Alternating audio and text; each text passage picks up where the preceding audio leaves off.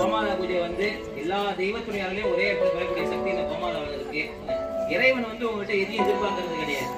பணக்காரனா இருக்கியா, நீ அதிகாரியா இருக்கியா, நீ செல்வாக்கா படைச்சிருக்கியா, அதெல்லாம் எதிர்பார்க்க கிடையாது. நம்மகிட்ட என்ன எதிர்பார்க்கிற இறைவன் என்ன பாக்குறாருங்க?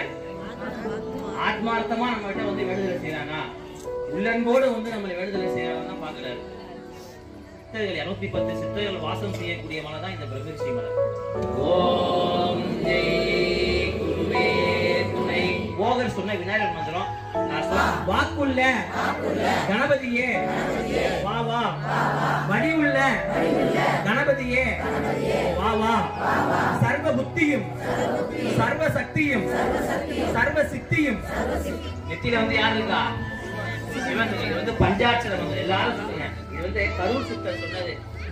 ஹரி ஓம் ஐயம் கிளியம் சௌவம் ரீயம் ஸ்ரீயம் நம சிவய சிவயன சிவய நம வய நமசி ஏ நம சிவ பண்ணணும்.